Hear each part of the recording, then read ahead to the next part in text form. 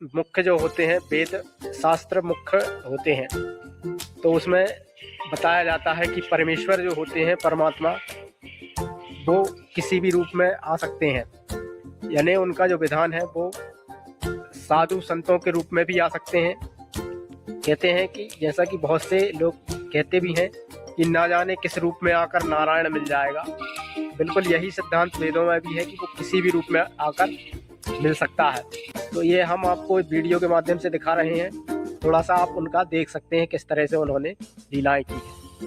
दुनिया में अच्छे और बुरे हर तरह के लोग रहते हैं। कोई दौलत के पीछे पागल है तो कोई शोहरत का दीवाना है, कोई लालची है तो कोई दानी, कोई दयालु है तो कोई क्रूर, कोई दुखों में डूबा है तो कोई अहंकार में अंधा है। सभी इस संसार के कर्म चक्र में फंसे हैं और अपने स्वभाव वश अच्छे और बुरे कर्म करते हैं, जिनसे आगे का भाग्य निर्धारित होता है। संसार में कुछ लोग ऐसे भी हैं जो भगवान को मानते हैं और कुछ नहीं, पर जो मानते हैं वो या तो सिर्फ जरूरत पड़ने पर, त्योहारों पर या मुश्किल वक्त में। और इसी संसार में कुछ ऐसे भी हैं जो हमेशा परमात्मा को याद करते हैं, नियमित रूप से सच्ची लगन से भक्ति करते हैं और भक्ति की शक्ति पर जिनका अटूट विश्वास होता है। घोर आपत्ति और संकट के समय, जब जिंदगी का कोई सहारा काम नहीं आता, जब हर उम्मीद टूट जाती है, तब पापी हो या पुण्यात्मा, हर कोई भगवान को ही याद करता है। भक्त और भगवान के बीच का यह प्रेम अटूट विश्वास का संबंध है और यही विश्वास विषम परिस्थितियों में चमत्कारी लीलाओं का कारण बनता है, जो संसार के लिए अद्भुत और अकल्पनीय उदाहरण बन जाता है और अमर लीलाओं के रूप में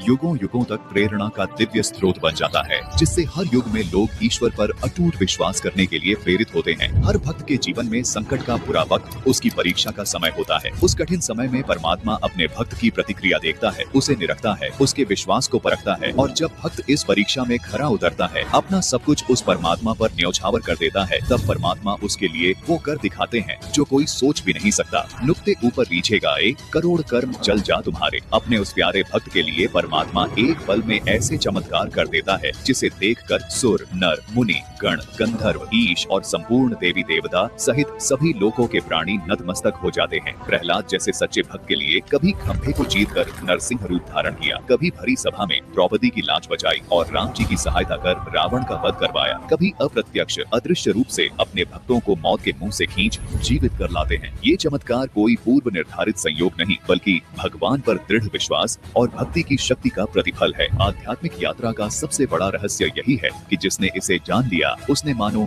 हर पड़ाव को पार कर लिया। यह कोई साधारण ज्ञान नहीं, बल्कि एक ऐसा अति सूक्ष्म और गहरा सत्य है जिसे समझने के लिए हमें उन दिव्य लीलाओं को देखना होगा जो युगों युगों से स्वयं परमात्मा इस धरती पर अपने भक्तों के लिए करते आ रहे हैं। दर्शकों, परमात्मा की लीलाएं तो अनंत हैं, लेकिन फिर भी हमारा यह निरंतर प्रयास रहेगा कि हम जितना संभव हो सके इन दिव्य लीलाओं को वीडियो के रूप में आप तक पहुंचाते रहें। हमारा मकसद आपको केवल जानकारी देना नहीं, बल्कि उस परमपिता की असीम शक्ति और उनके अटूट प्रेम से अवगत कराना है, ताकि हमारी आंखें खुले और हमें भक्ति की सही दिशा और संपूर्ण आध्यात्मिक लाभ प्राप्त हो सके। जो खुद को छुपाकर गुप्त रूप से लीला करता है और सदैव अपने भक्त की सहायता के लिए कोई न कोई नया वेश धारण कर लेते हैं, तो कभी भक्ति में आस्था बनाए रखने के लिए किसी व्यक्ति विशेष या इष्ट शक्ति के रूप में आकर लीला कर जाते हैं और उनकी महिमा बना जाते हैं। ये अनन्य रूप ऐसे है जैसे एक सूर्य की अनन्य किरणें, और हम भूलवश वास्तविक पूर्ण परमात्मा को भूलकर उन अनन्य रूपों में अटक कर रह जाते हैं, जबकि परमात्मा के ये सभी रूप उनकी असीम शक्ति की अलग अलग किरणें मात्र हैं।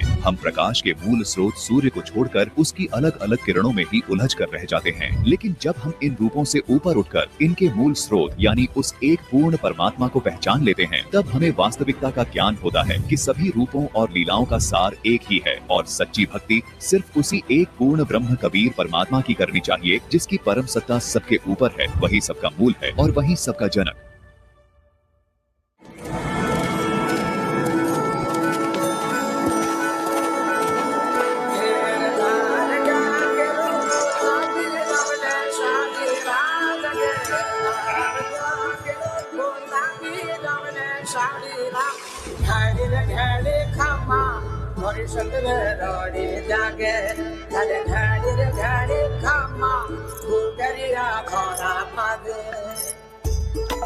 ये कहानी शुरू होती है राजस्थान के टोंक जिले के एक छोटे से गांव धुआं कला से, जहां रहते हैं एक जाट किसान और पशुपालक रामेश्वर जी और उनकी पत्नी रेवा देवी। दोनों ही अत्यंत धार्मिक और दयालु स्वभाव के दंपति थे।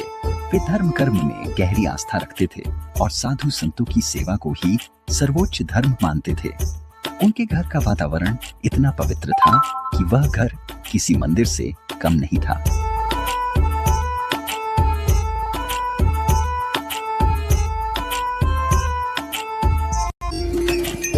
महीने दिनों की तरह बीतते गए और भगवान की कृपा से रामेश्वर और रेवा देवी के जीवन में वो शुभ दिन आया जब उन्हें पुत्र रत्न की प्राप्ति हुई। घर में खुशी का माहौल था।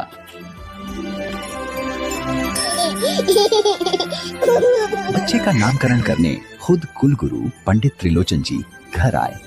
उन्होंने बच्चे की कुंडली देखी और नाम रखा धन्ना, यानी धनवान, परम सौभाग्यशाली।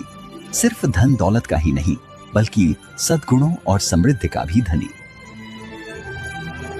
धन्ना बाकी बच्चों से अलग था। जब गांव के बच्चे मिट्टी के खिलौने बनाते थे, धन्ना अपने छोटे छोटे हाथों से माता पिता के पैर दबाता या घर आए साधु संतों की सेवा करता। उस नन्हे बालक के सद्गुणों को देखकर ऐसा लगता था जैसे ये गुण उसके अपने पिछले जन्मों के शुभ आचरण का प्रभाव थे।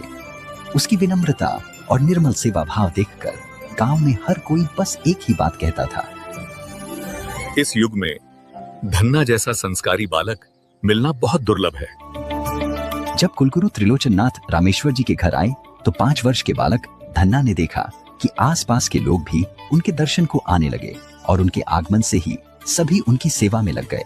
सभी त्रिलोचन नाथ का विशेष आदर सत्कार कर रहे थे। त्रिलोचन नाथ जी ने भगवान की कथा सुनाई जिसे सभी ध्यान पूर्वक सुन रहे थे। उनकी हर बात को धन्ना भी ध्यान पूर्वक सुन रहा था। कहानियों में वह भगवान की कल्पना करता, उनकी बाल लीलाओं को महसूस करता और कथा में ही उनके दिव्य रूप में खो जाता। कुलगुरु त्रिलोचन नाथ से धन्ना बहुत प्रभावित हुआ।